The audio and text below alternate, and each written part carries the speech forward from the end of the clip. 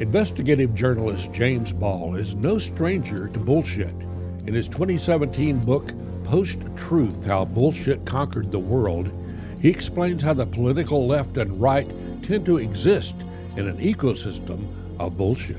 I think people have a tendency to think that only their political opponents get into conspiracies and only stupid people get into conspiracies. And my experience, and I've checked and there's some quite good research supporting this, is peer-reviewed, but hey, there's a million replication crises right now. Clever people are the people who get pulled into conspiracies, especially clever people who have been right when the world has suggested they're wrong. You know, people who've had a breakthrough theory or people who have exposed an actual conspiracy. Lots of investigative journalists become conspiracy theorists because being right is dangerous. When people stop trusting or stop buying mainstream media, we say we must change the people. The people are wrong, you know, our product is just as good as it ever was. And that manifests in all sorts of strange ways, because I think there is a habit of confusing this is how we've always done it with this is good and how it should be done. You know, I think especially the US media confuses traditions with values or with quality. Hey everybody, welcome to the latest episode of the Plutopia podcast. And we have on board here my partner in crime, Scoop Sweeney, our other co-host, Wendy Grossman, and our guest today, James Ball, who is the author of a book called The Other Pandemic, How Q-Anon Contaminated the World. And I know there's a whole list of other things you've done, James, including like political editor at New European, president of the Media Society. What are you mostly up to right now? I'm researching a new book and covering UK politics, just for a bit of a mix, while I finish a law degree on regulating technology. So I'm doing a thesis on AI and human rights, which is wildly exciting and really hard to do when your country has a general election you didn't expect. You know, you're like, hey, I'm trying to do some policy here. Well, we knew it was I wish we would have an unexpected election rather than the one that we expect, which is terrifying. Yeah, yours looks all too predictable, yeah. I don't think I agree that it looks predictable at all. I think it's just scary. Yeah, that's fair. Yeah. I'm not sure. I'm not sure that anybody's going to win that election, to tell you the truth. I think there's going to be a lot of losers when it's over. Well, but we were going to talk about QAnon, right? Or do we want to talk mostly about the book? Or Wendy, lead us. well, I'm sure James was as amused as I was to learn from J.D. Vance this morning that we live in an Islamist country. I mean, quite apart from anything else, you know who crowns the king? The Archbishop of Canterbury. We have an established national religion. Yeah, I know. And, like, it's uncontroversial. We have bishops. We have like more than a dozen bishops, like as a permanent institution in the House of Lords. That's like, you know, having priests in the Senate.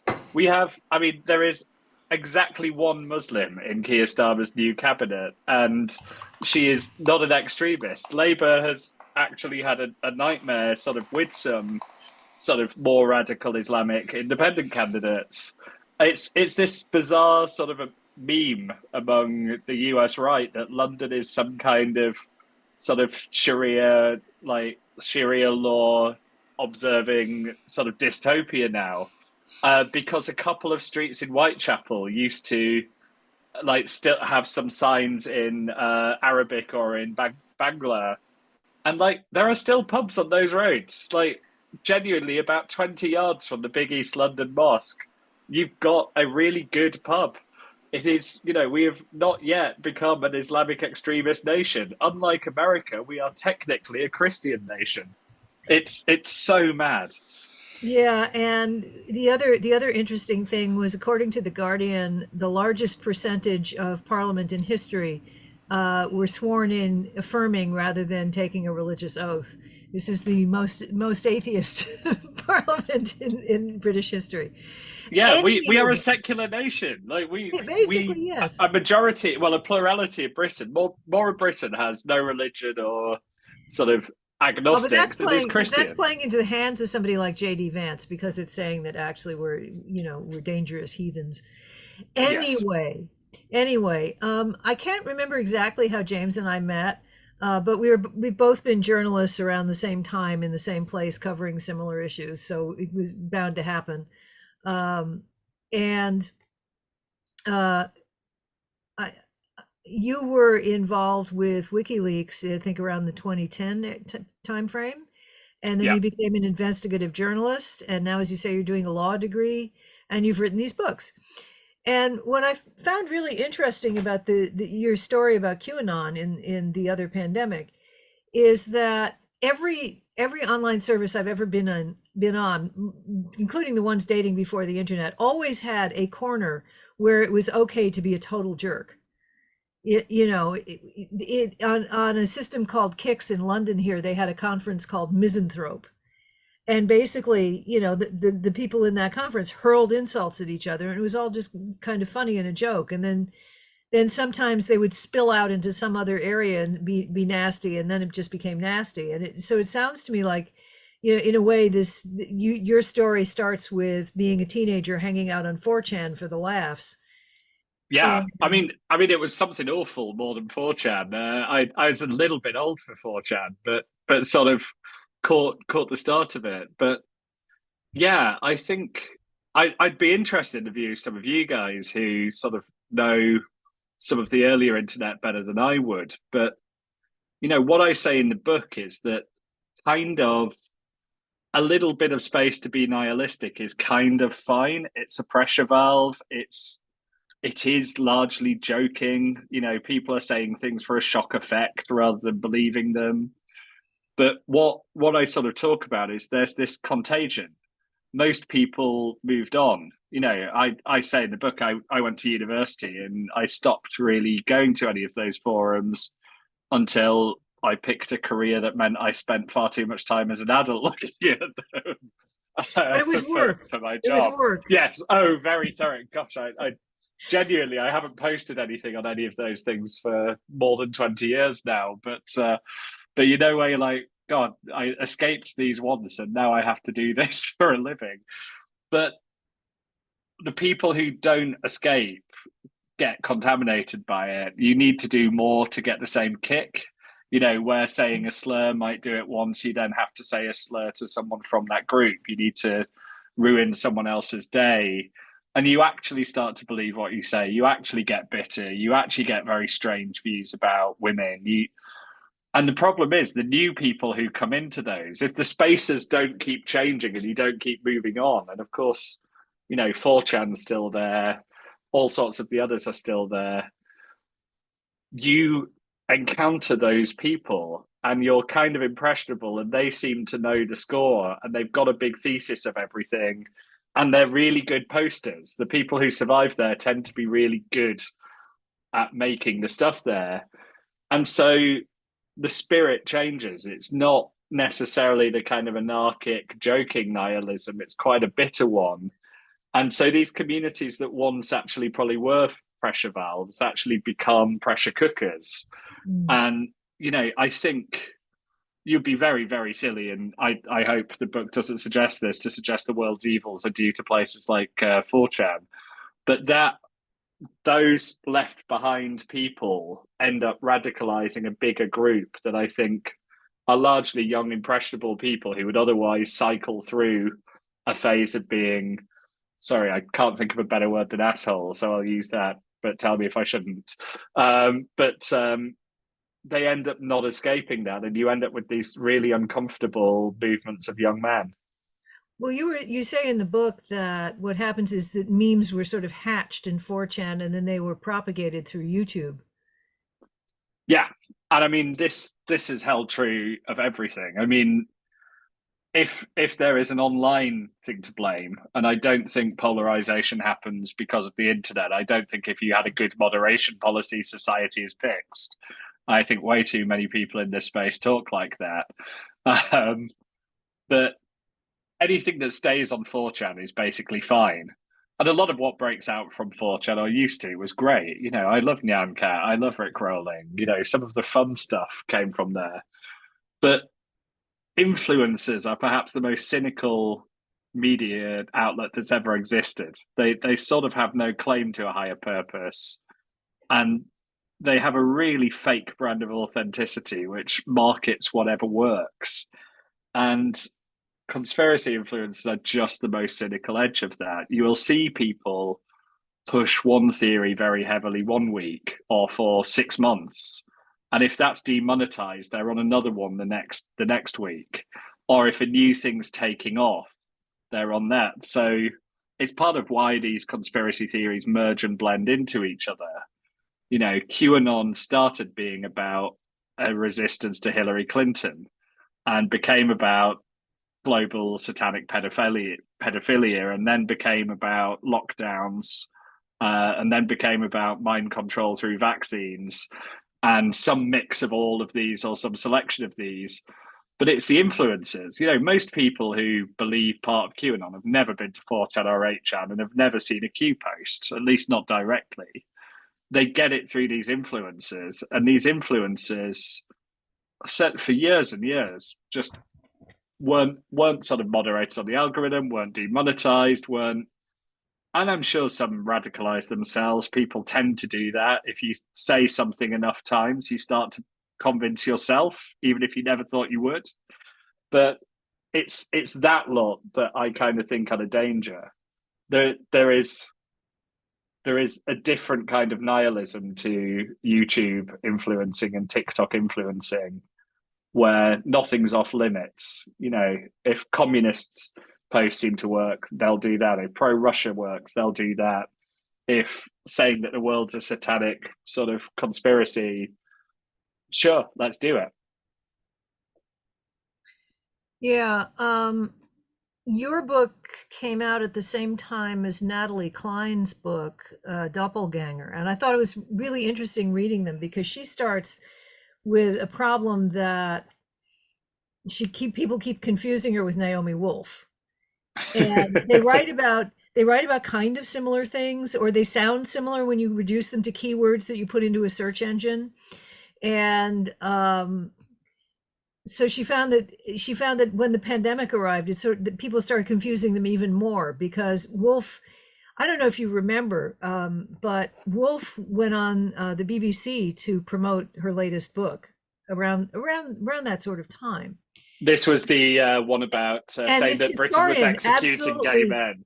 Yeah, this historian absolutely blew her out of the water, because she'd made a fundamental mistake in reading the records she relied on for her theory that she published in the book.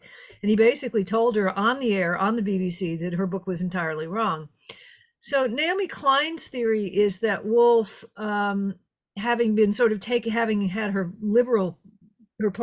platform that she inhabited as a liberal taken away, kind of turned to the right, where she was welcomed as, kind of a trophy.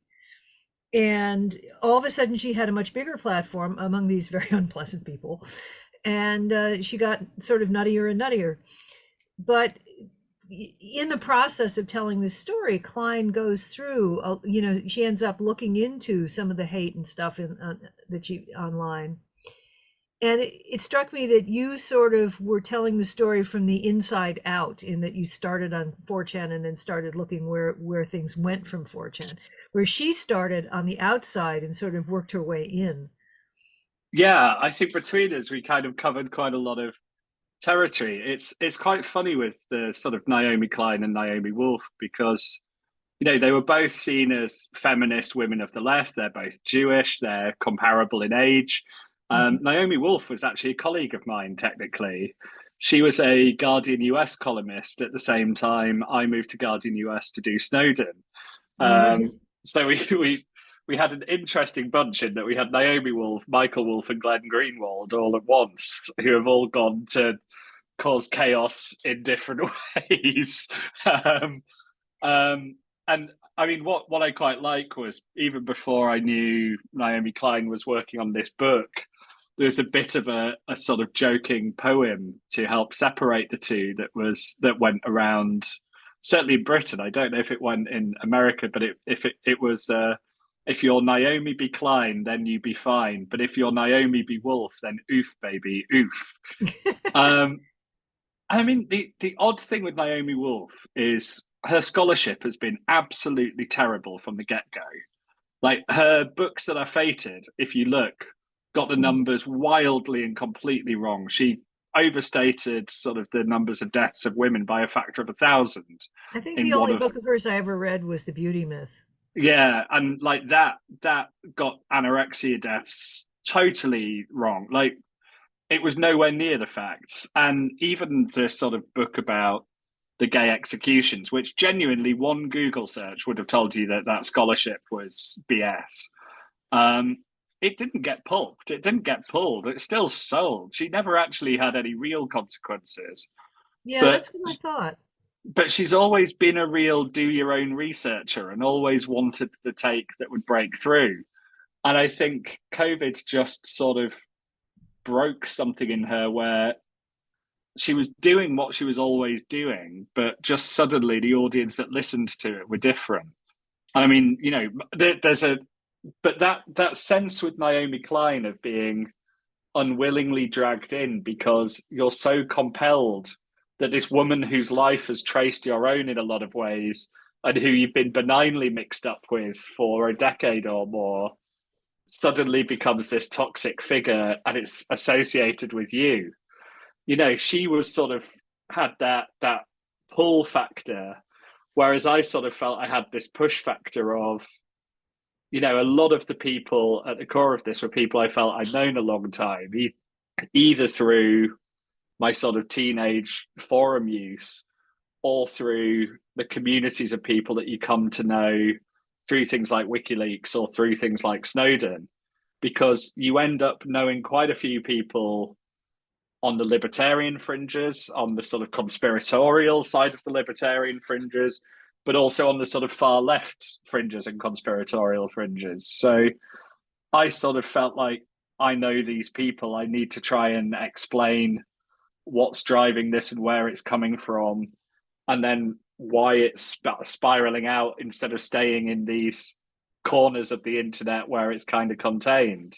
Whereas I think Naomi felt pulled into those corners, and so you know her book's very good, but given how much of the same ground they cover, they do it very differently. I think you'd probably agree. Well, Yeah. speaking of conspiratorial fringes, Blueanon is now a thing, and that's the the left liberals taking up some of the tactics of QAnon. And since the attempt on Donald Trump, the assassination attempt, they've been saying it was a false flag set up by the Trump campaign. And did you see that coming when this happened? Did you foresee this kind of false flag claim from the left? Yeah, I think that was grimly predictable, unfortunately, and it's gratuitously offensive, and it should be condemned more than it has been. Actually, you know, I think the mainstream US press is having a shocker of a couple of months after a fairly terrible few years, to be honest. But you know, whatever you think here, like a man died horribly in front of his family.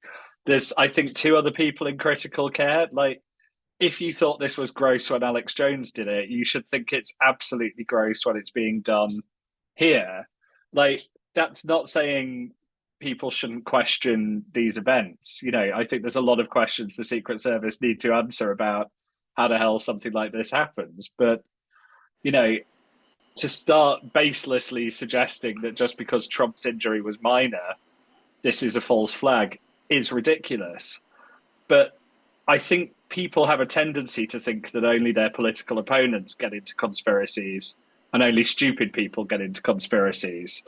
And my experience, and I've checked, and there's some quite good research supporting this. It's peer reviewed, but hey, there's a million replication crises right now. clever people are the people who get pulled into conspiracies. Especially clever people who have been right when the world has suggested they're wrong. You know, people who've had a breakthrough theory or people who have exposed an actual conspiracy. Lots of investigative journalists become conspiracy theorists because being right is dangerous. You know, this is sort of how Andrew Wakefield happened, etc. And we've had soft variants of the left going a bit conspiratorial in the UK. It's kind of a given that this data firm, Cambridge Analytica, helped secure the Brexit vote over here. And they didn't. There's reams of evidence they didn't. I actually reported this through. It was going to be a whole chapter in a different book at one point, and I just decided it wasn't and did it as a long essay. There's similarly a big idea that Russia interfered with that referendum, and they didn't. You know, there's good evidence they interfered in 2020, but perhaps not quite to the extent people believe, and not with Trump's sort of knowing, sitting around the table going, "Wah ha ha ha ha."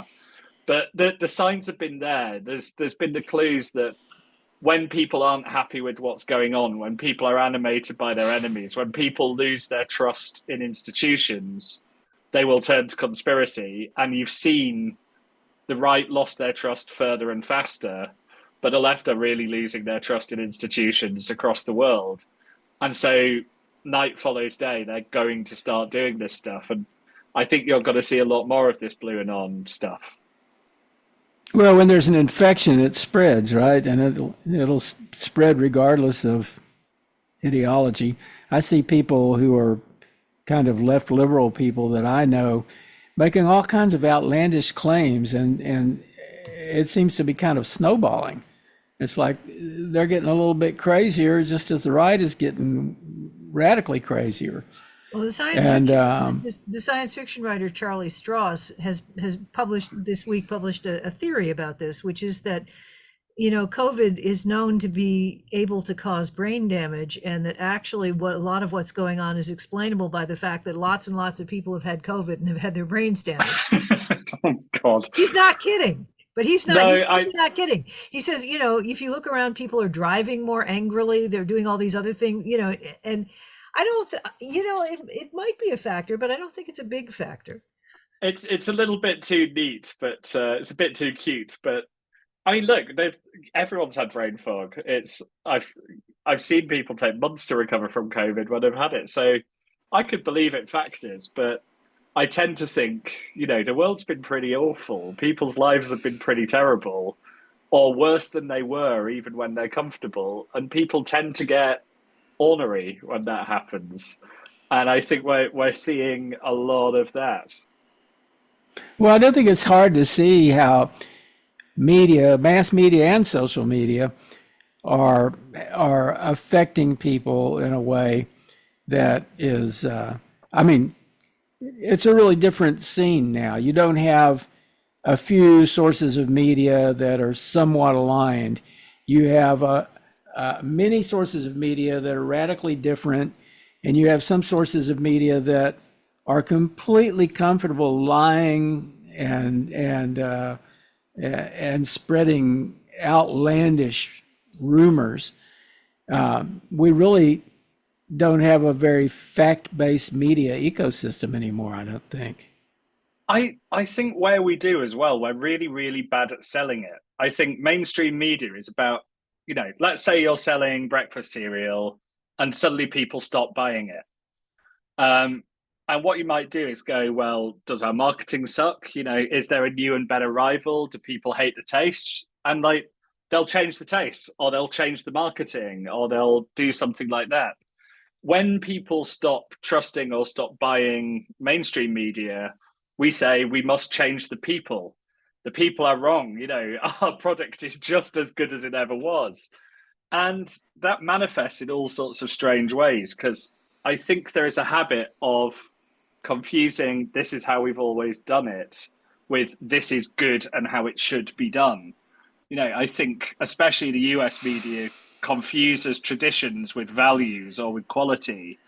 And you've got people now who don't sort of know how it works and will call things out. And so take the Trump shooting.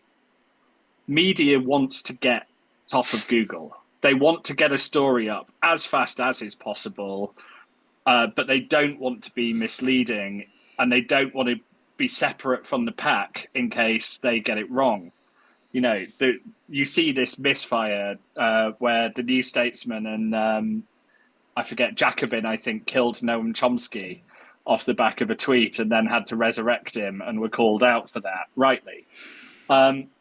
So Trump, there was live footage showing Secret Service diving on him after what sounded like gunshots.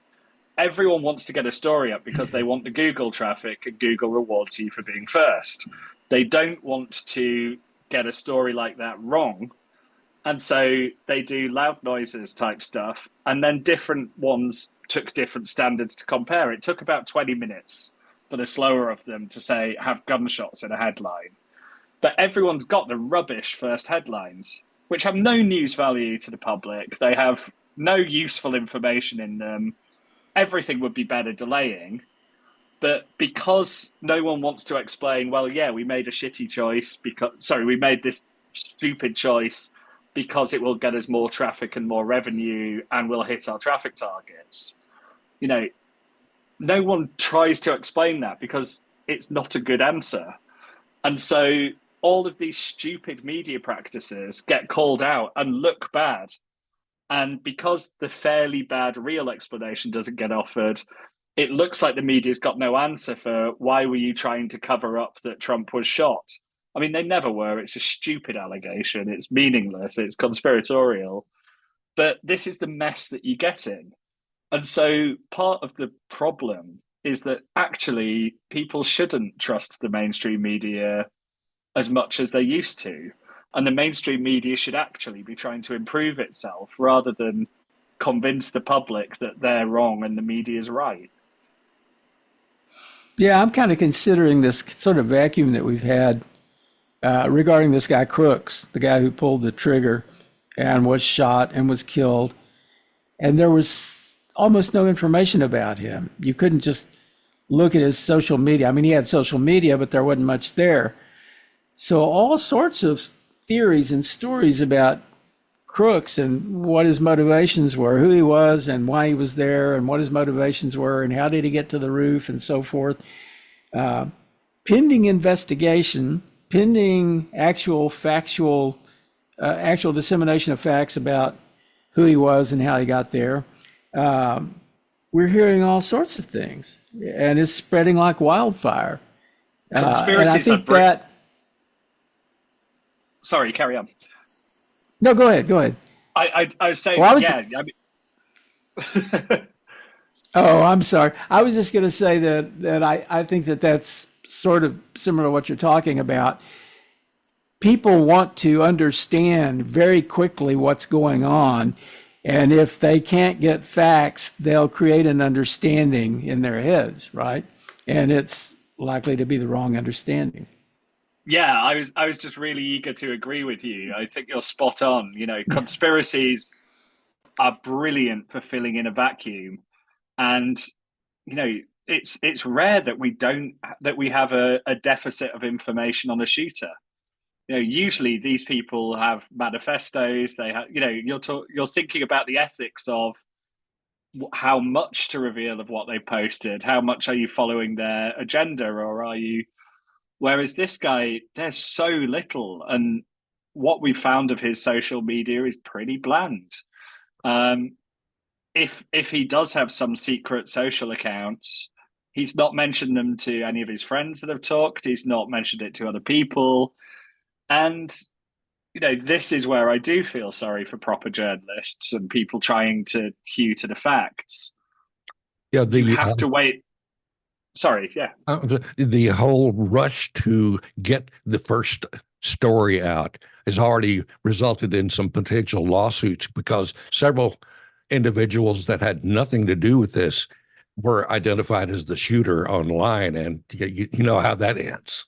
Oh yeah. And honestly, any outlet that doesn't know that trolls every single time I mean, some of the same names come up every time, but this time it was some incredibly unfortunate Italian football pundit, soccer pundit to you guys, got identified as the shooter. And until he locked his account, was kind of proving it he wasn't, because he was alive after the guy was shot. This was not, no one who doesn't know that social media names false people should be anywhere near a news report, frankly, on a football game, let alone a presidential assassination attempt. This is cost cutting, this is all of that. But the absence of actual facts is perfect for conspiracies, because they've got this brilliant, almost Socratic method. I talk about it in the book, but in all sorts of other places, of just asking questions. And Q was very good at this. The original Q, before it was stolen by Ron Watkins. You just pose different questions. Well, why was that roof unopened? Why was it that? Why are we so sure it was crooks when we haven't seen any of the documentation? Or just showing something, or just saying. And so there are lots of things going, hey, this guy isn't Thomas Crooks. Look how different he looks in this photo. And again, if you've covered this stuff, you know that it's very easy to find photos where two people look alike, including who look nothing alike. And so, because interestingly, there was a guy who showed up on Twitter who looked a little bit like Crooks, and he recorded a video, and I can't recall exactly what he said. Part of it was, "You've got the wrong guy," something like that. And it's like everybody was completely fooled by that for about 10 minutes. It was like, oh, wow, he recorded this really weird video before he took a shot. Yeah, people really think that the camera doesn't lie. I mean, we keep talking about trust. I think people still trust the evidence of their own eyes too much. And even, we don't have to get into deep fakes. I wish we were in a world where deep fakes was a problem. You can take two real photos and get the zoom and the resolution right, and even without tinkering, you'll often get weird results. But where you don't have facts, people are really good at jumping in. And conspiracies are always good for that, because you can't prove negatives. And it's so much work to shoot down a claim, and it's so easy to make one up, that, deliberate conspiracists can create these vacuums to fill, where you start going, when you have to start getting into, was Hillary Clinton attending a satanic rally in Pennsylvania in June the 3rd, 2017, going, I could go to a lot of work and go, here are photos of her 2,000 miles away on that day. Here's her travel itinerary where she was the day before and after. Here's her photographed in both of those places. That will take me ages, and it won't convince anyone. Or they'll go, oh, the date was wrong. It was 2 days later, or it was 3 days before. They are you cannot beat this stuff by going toe to toe with it ever. And in environments like this, you've really just got to hope that in time there will be a better understanding that sometimes, even in this amazing, always connected, always on world, it will take us days or weeks to get good information on what happened, and we'll probably never answer all the questions. I can't think of any major attack where we have. I'm waiting to see the AI influence on this, because someone's going to dummy up some evidence using AI to prove something that didn't happen. I think if there was a bigger online presence, or any online presence of the shooter, this would have happened already. I think the only reason we haven't got deep fake video of him is that there's only been a couple of still images. But yeah, this might have been the first big deep fake sort of mass, major news event, if it weren't for the fact that so far it looks like the shooter, I was going to say the suspect, but it's kind of beyond doubt, isn't it? The shooter was seemingly so offline. I think we're going to find more of that though, because I was in the States over Christmas, I guess, and I got talking with this young guy who was working at the local bookstore. And he said he never uses social media. He had a bad experience when he was a young teenager, and that put him off it for good. And I bet there are lots more people like that who, you know, who got bullied or whatever and just decided they don't want to take the risk of having it happen again. Do you think that might be healthy? Like, I think it's probably good for some of us, but it feels like people shouldn't feel like they have to be on these things to participate in life. Well, exactly. I mean, I didn't see it as a bad thing at all. It would impoverish my life not to be on social media. Oh God, but, yeah. I did 2 weeks not doing it on mobile, and I went insane. Well, I don't do social media on mobile phones. I do it when I'm at home and I have a keyboard and easy typing, and you know. But you know, I mean, I'm constantly amused by some of the stuff that people say about teenagers today. Oh my God, they're not having sex. They're not drinking. What's wrong with them? And I'm sort of sitting there going, when I was a teenager, everybody wanted teenagers to have less sex and drink less, and now they're doing it. And they're getting good grades as well. Like I know, and I'm sure some of it. I'm sure some of it is because they're absolutely terrified of what their futures are going to be, whereas we were kind of complacent.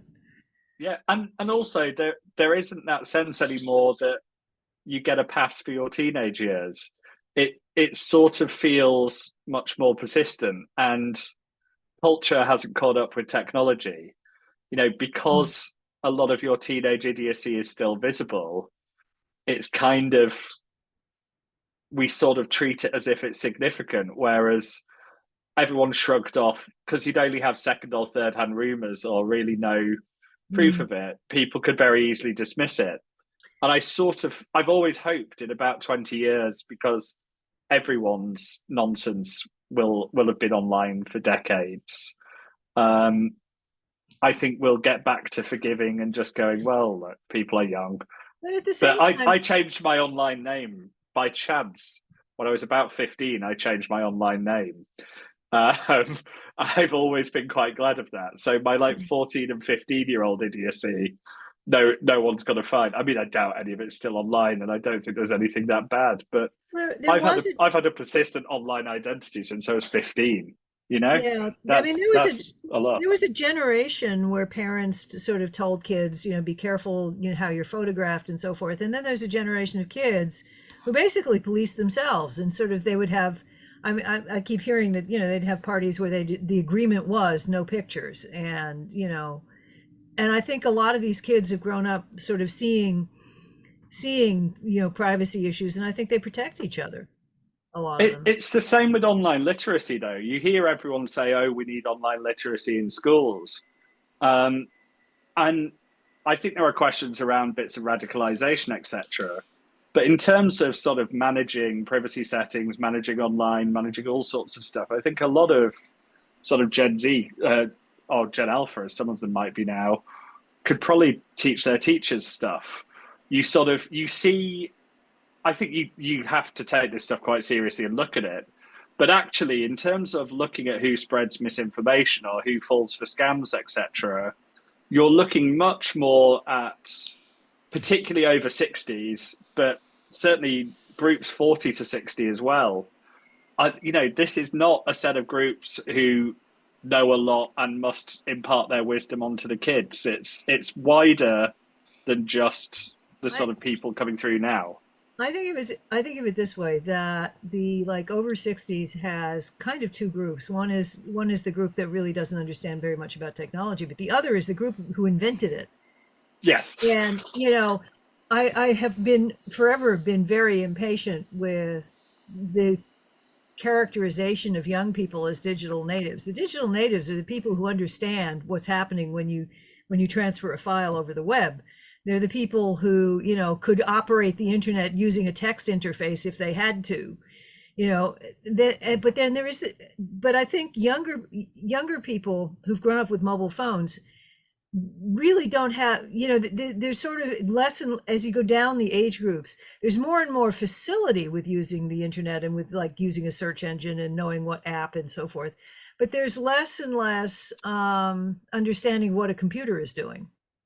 Yeah, I guess it's the thing when you're on a new system, you're kind of building it as you go. You have to know how the wiring works. You have to, you know, to drive a car when cars were new, you had to basically be an engineer. You had to You be got to be able able to to fit. crank it.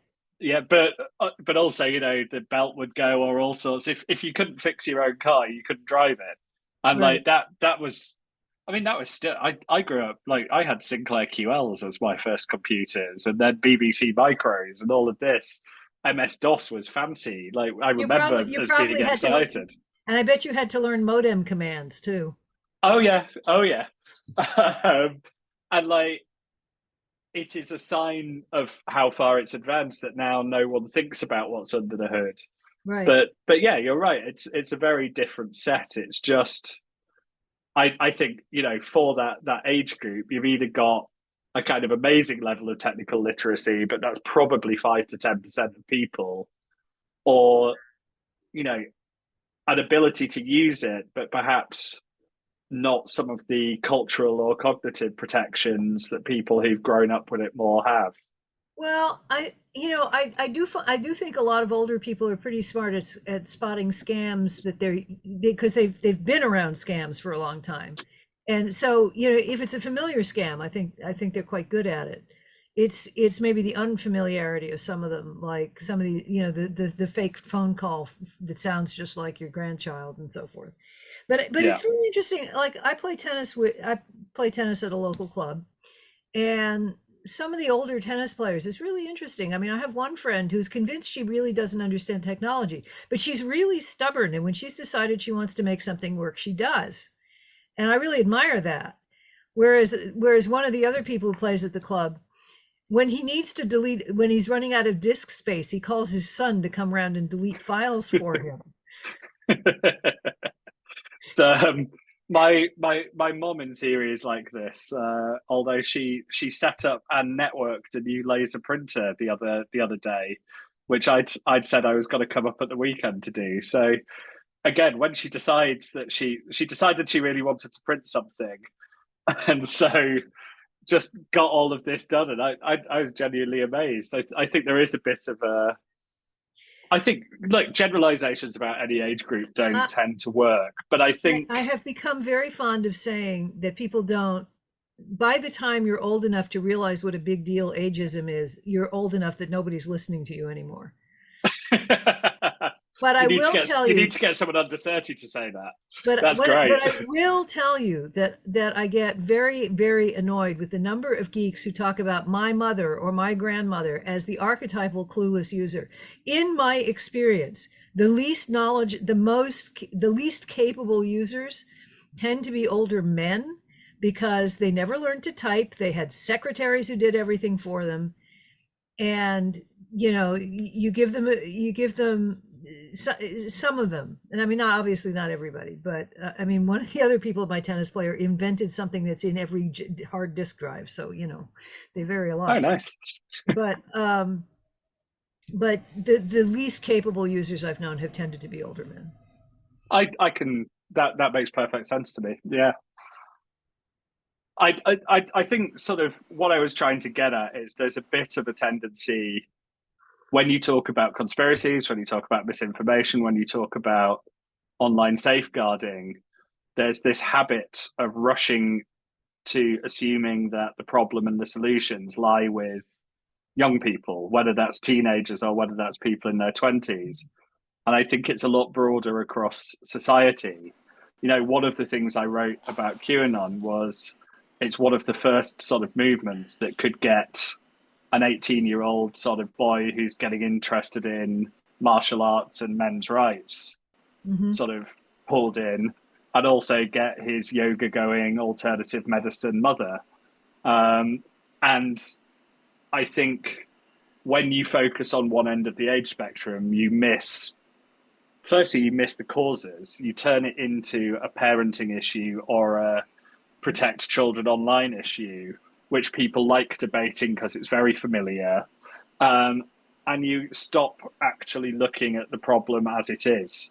And so for me, when I try and talk about different age ranges, it's to go, actually, this doesn't just affect right wingers, this doesn't just affect dumb people, and this doesn't just affect teenagers, I know a lot of older people or people who are chronologically older who are not really adults. And I think that's Yeah. part of the problem. I think that we have so few adults now. It's like people don't want to grow up. I mean, In fact, throughout the conversation, I've been thinking that. Well, actually, James and I are for a suddenly last week discovered we were living in a country where there was an actual adult in charge of the government. It's amazing.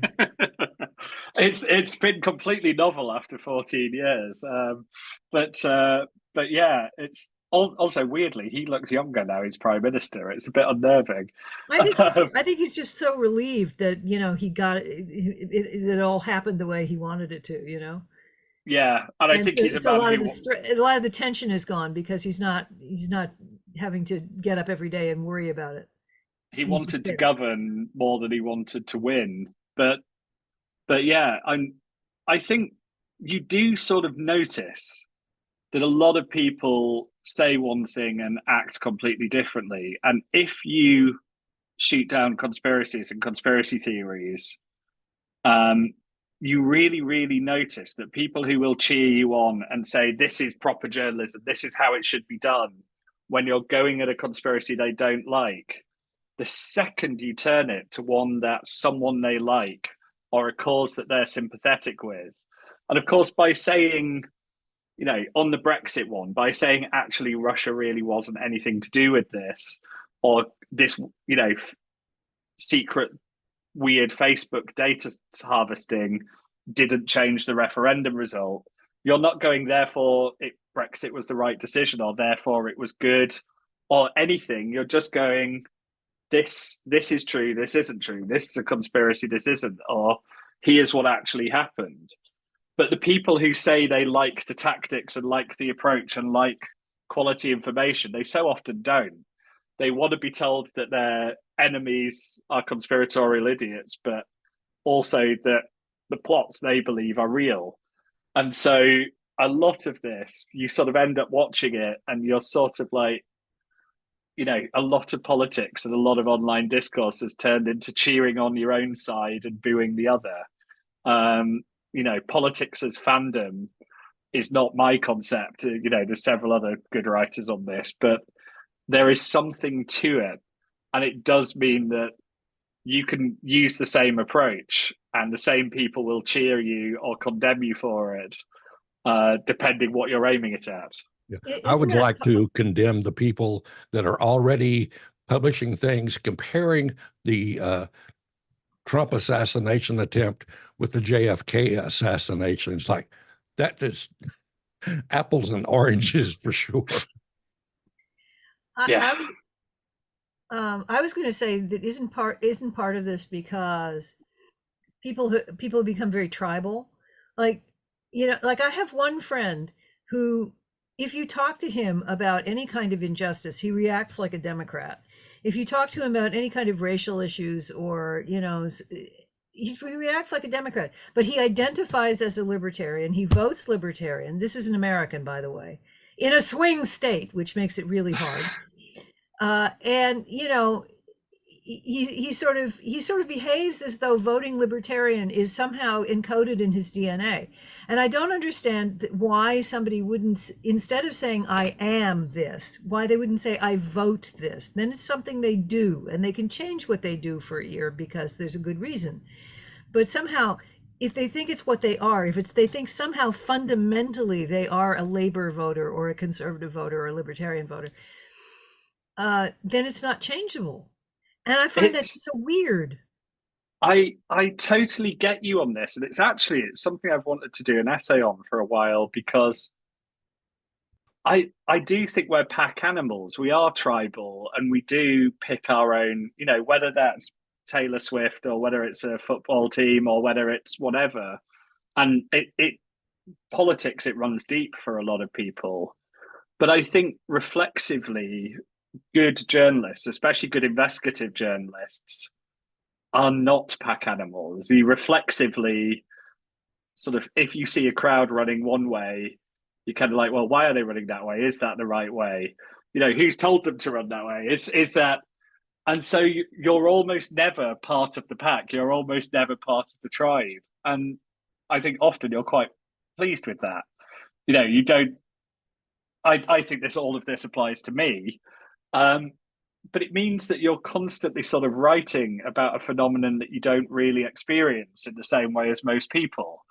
And that distance is a useful perspective on one level, but on another, you're writing about something you haven't experienced. You sort of innately are wired a bit differently to most people. And so you're going to miss an aspect of it or what they get from it, because my sense would be just the same. It would be, well, actually, you align with this. This is what could actually affect the outcome. Why wouldn't you just do this quite straightforward thing that would serve your policy priorities better and it confuses me as well. But there's clearly some gap that we wouldn't get. And I think there's something interesting to that. I think there's probably a reason that societies produce just enough people who don't run along with the packs and kind of go, actually, might we? But it's always going to mean you have an uneasy relationship with the tribes.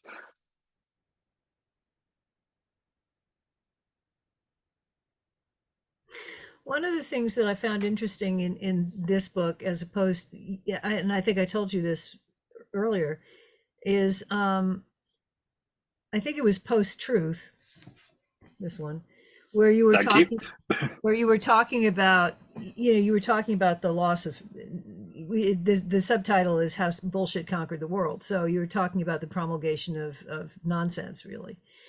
And which is a theme that has run through my life. I mean, when I was a child, I was given a book by Ashley Montagu and the other guy whose name I've forgotten, called The Prevalence of Nonsense.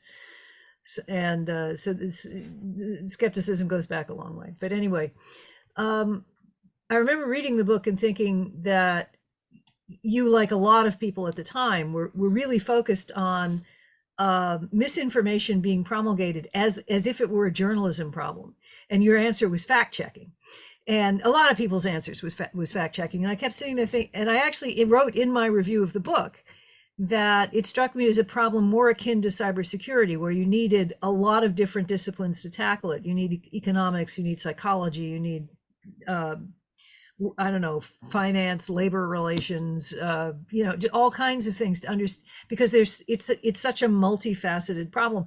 And so I was really pleased to see that in the other pandemic, you've come much closer to that. Yeah, you were right. It's essential, because I think it's really, but why didn't I write the book? Well, that's a question for you. But yeah, 6 years passed between the two books. And I like to say in Post-Truth, I still back about 2/3, 3/4 of it. I think I identified problems quite well, and I was too naive about solutions. No, it was a very good, it was a good book, Yeah, things I stand by was, I was saying early that actually most misinformation filters through and comes from the mainstream, not from the fringes, traditional media, not social, etc.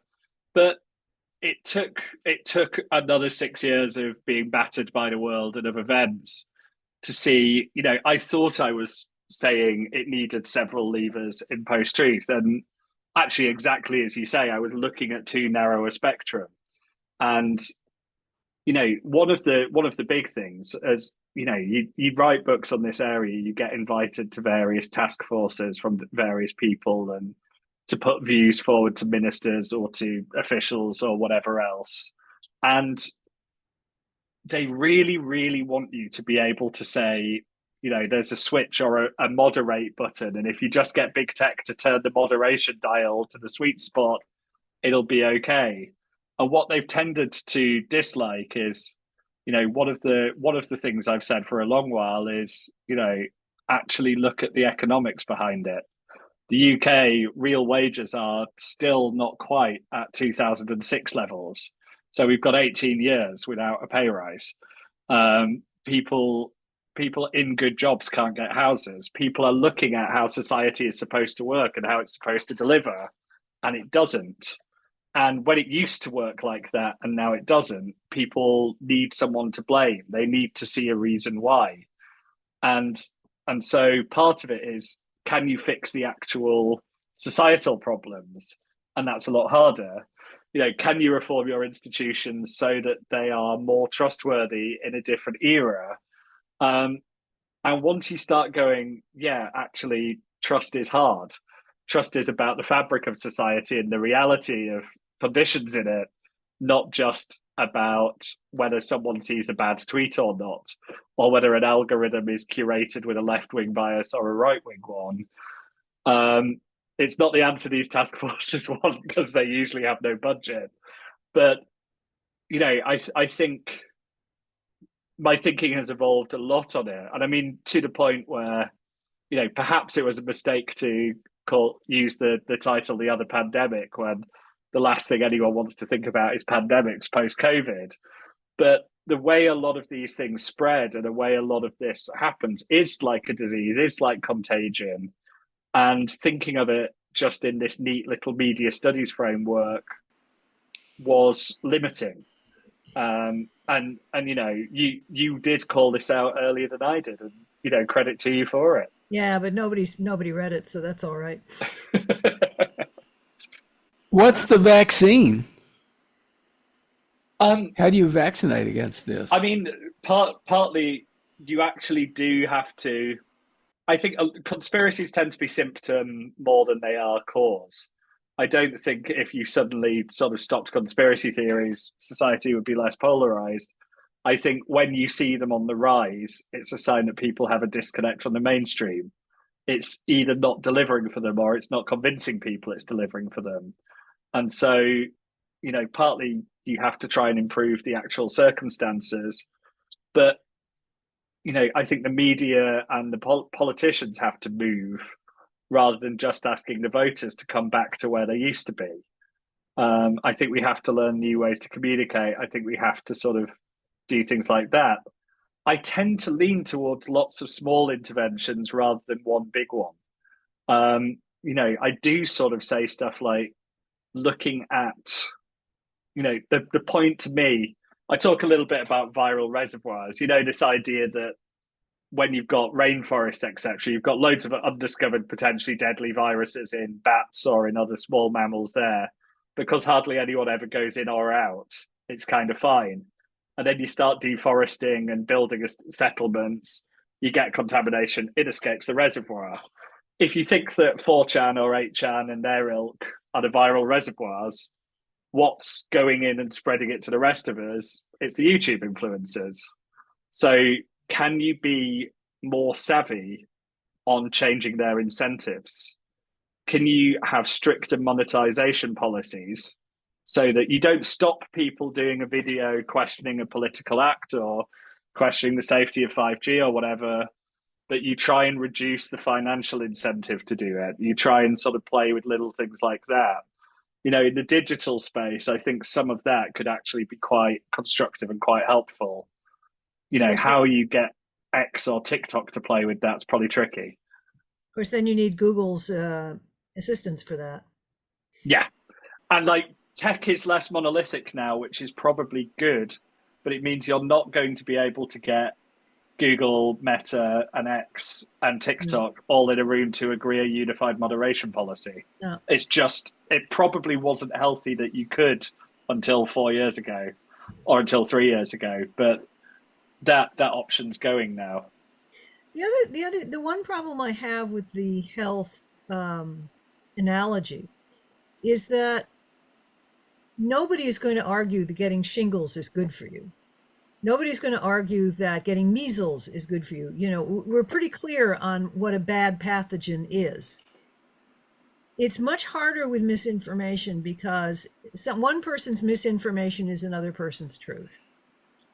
And there is, there is a problem with designating authorities of truth, because eventually they're going to slip up and make a mistake. Yeah.